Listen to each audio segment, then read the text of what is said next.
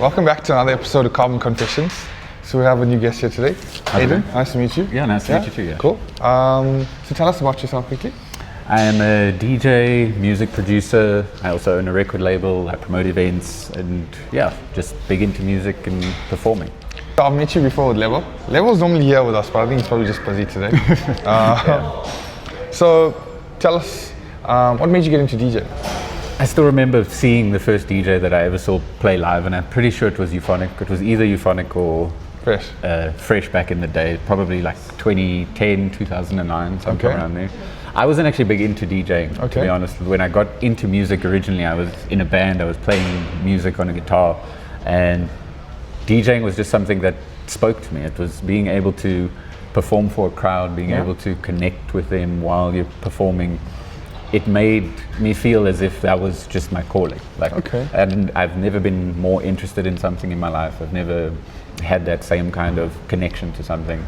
So DJing for me was the gateway into the world that I'm in now. It wasn't just about, okay, cool, I want to be a DJ. It was, I want to be a DJ, but then with that comes learning how to make music, learning how to market yourself, how to promote yourself, how to grow a brand. These days, are the business. Exactly. I mean, this is your business that we're in now, but you're standing here doing the interview, and it's like you've got to be the face that has to have a face. You have to be the face. And what I've noticed a lot actually in the last, I'd say probably 18 months since we've started doing a lot of these videos and started, interacting with people and having more people, and they call it employee or user type of content.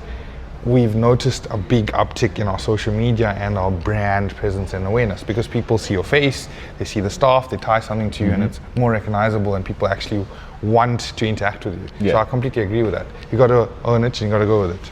Yes, Kendra, you need to be in the videos.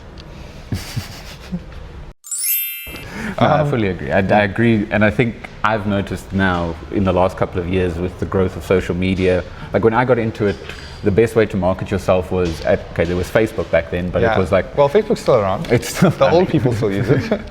Unfortunately, they're not coming to any of my gigs, but that's maybe a maybe they live streaming you never know. But that's the thing, is there's so many people that you can't reach just by performing for them, that you have to have a presence online, because I mean, let's be honest, that's where people live nowadays. They spend so much time engaging with each other on their phones, watching content. I mean, now it's a huge thing that DJs are doing. You hardly ever see a DJ just play a set now. Now they're recording their set when they're playing. There's a camera they've got to bring with them. Then before they said, usually, I mean, you used to have to carry a CD case. Then it was carrying a USB. Now it's carrying a USB plus a camera plus a microphone plus hiring a friend to come and take a video of you so that you have some content. It's like the whole game has changed. Okay. Yeah, we've actually tried to do that as well. So we've had, when we host our park-offs in our events, so we have a live DJ set. We actually had Shims here recently, and we want to have maybe another second, or we'll probably have one maybe next month. We can plan one. And we had Linda here. I don't know if you're Linda. So he played here at the one we had, I think, towards the beginning of the year. Quite cool. People actually like the vibe. Cars, a little bit of music. It's quite cool. That's the other thing. The whole nature of events has changed as well. After COVID and after lockdown, I don't know if it was a sort of health and well-being shift that happened. No one wants to drink anymore. No one wants to drink. I mean, it's too expensive as well. That's the problem. I mean, people have money. It's just they're not spending it on going out as much as what they were anymore. I disagree with you on that. So if you look at what are we calling them, the Gen Z people, they don't want to spend money on alcohol because for them it's too expensive to go out. Because what they're earning now, comparable to, let's say, 20 years ago, that money they have now is worth this, but the comparable money 20 years ago was worth that. So the money they had previously, you could buy a house, buy a car, and still have lots of money to go out. Now you can only really just rent a house. You can't even buy a car or go out with the comparable money that you're earning. And unfortunately, we saw it in COVID as well. Partying and going out is the first thing to go when it comes to priorities. I'm glad people are taking care of their health though. Go Harox, guys. Just go to the club the night before. We need more clubs. We don't need more Harox gyms. No, definitely not. And we also don't need more people wearing Hyrox clothes. Please. Or having Hyrox in their bios. No people, no. No hate to Hyrox. Just, balance. Yes. Balance the drinking and the Hyrox. Yes, that is patent. We're going to make t-shirts. Okay, so let's touch on cars quickly. Okay. So obviously this is our famous car. It gets a lot of attention. Tell us your thoughts. Do you have a name for it? You can hate it. No, it's just the M3. Oh, just the M3. It's the M3. I mean, I've always loved M3s. My dad had a M3 in probably 2003, 2004, and he was always big into cars. Like I've never been a huge car fanatic. I appreciate cars more than I know about them. Yeah. And I love looking at cars. I love hearing cars, but when it comes to what's actually happening in a car and what it's made of. No, of course. Let's just appreciate how they look. I think I'm okay with that as well. Yeah. It's beautiful. It really is. It's a very unique color. I look at cars when I see cars wrapped in interesting colors as the same as a tattoo. It's an expression of you trying to be different. To be different, to stand out. I mean, I'm covered in tattoos. Why not do the same with your car? No, of course. Okay. And what's your favorite car at the moment? Sure, at the moment. This might be controversial, but I'm not going to say a fan, but I'm fascinated by electric cars. Okay. The first time I went in an electric car, I couldn't believe just the acceleration. Like, it puts the power down very quickly. And it was just an i3. It wasn't anything fancy. Literally, I was in Berlin with a friend of mine, and they've got this service where, like, if you've got a license, you can sign up, kind of like Uber. You literally scan the barcode on the windscreen. It unlocks the car. You sign up with your account, unlocks the car. You can drive the car around the same way you drive an e-bike. I've seen that in the States with Lime. So they'll have like the electric scooters or the bicycles where you can scan it and then you tap, and then depending on how much time you use, all the kilometers, then it bills you. Same concept. Exactly the same concept. They have it with cars, yeah. Oh, that's obviously crazy. Because it's Germany, they have a little bit more trust in their population. But in reality, so I don't even know if you have a driver's license. You've got to sign up to the service. So it's like Lime, where you sign up, but you've got to link not just your credit card, you've got to link your driver's license. And it's got to be a European driver's license, obviously. But literally, he unlocked the car. There was like 4 of us. Someone else's profile, sign it, and then you start driving. I don't know. Don't try that. But the thing that really stood out to me about that was, like, we got into this tiny little i3 and he pulled off, and it was like we were in a supercar. Like the exhilaration of it didn't even feel like a car anymore. It felt like a ride. It felt like a carnival ride. But yeah, I wouldn't give up the petrol engines just yet. But I think that's maybe I think someone that to try. It's like telling somebody not to smoke. Like, don't give people just advice. Stop vaping. We don't encourage smoking or vaping, please. Since you're talking about that, I think we've got a couple of hybrids here. So we have this very interesting car here before. Have you seen one of these before? Only online. So the iCar, fully electric. I think they might be the cheapest electric cars in the South African market at the moment, because they're like 550. Can we talk about the name though? Yeah. It's I-C-A-U-R. iCar. C-A-U-R. Wow. C-A-U-R. I thought it was C-A-R. Yeah, iCar. Wonder if Apple has the patent on iCar. Probably.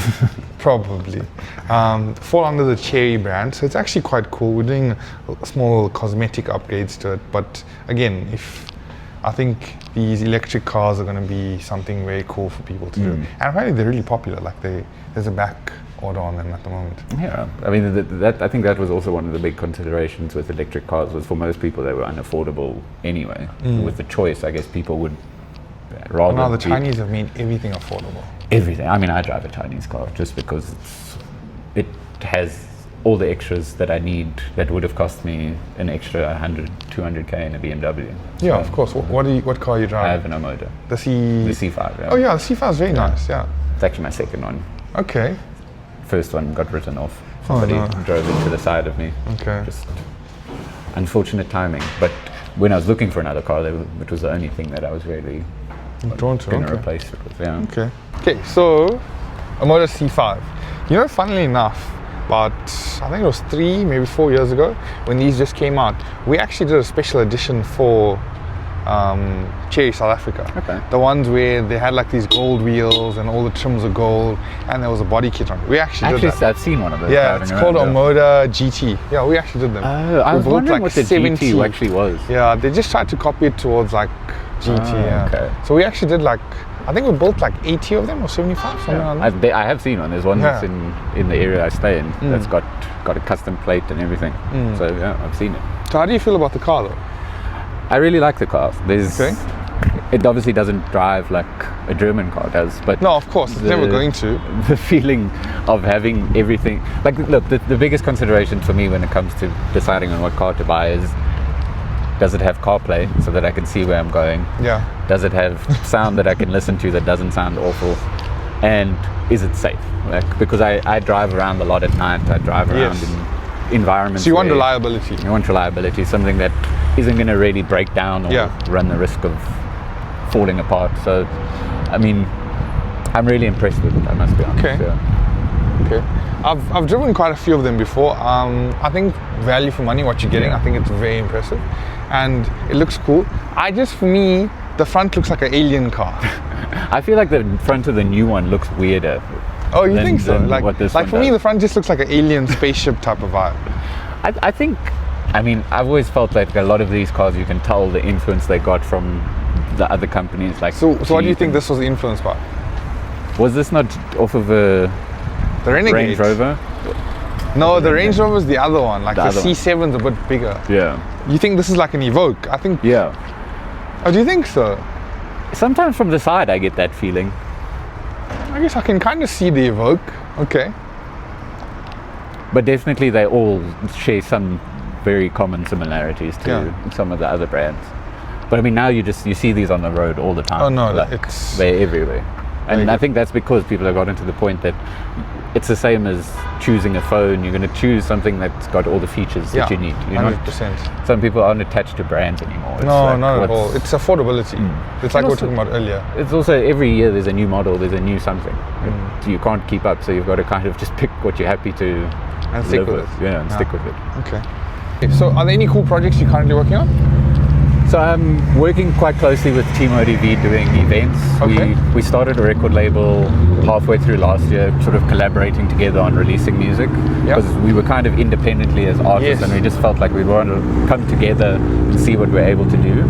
And we're just trying to grow the Midnight Children brand, which is what we call ourselves. Really? Okay, that's cool. So when's your next event? 29th of August, where's it happening? It's happening in Boksburg, of all places.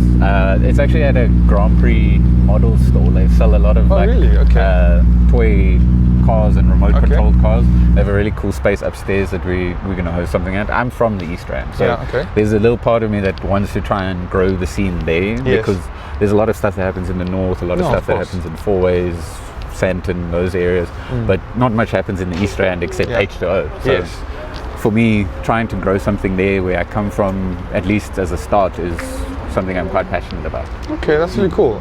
Okay, and how do people find you on social media?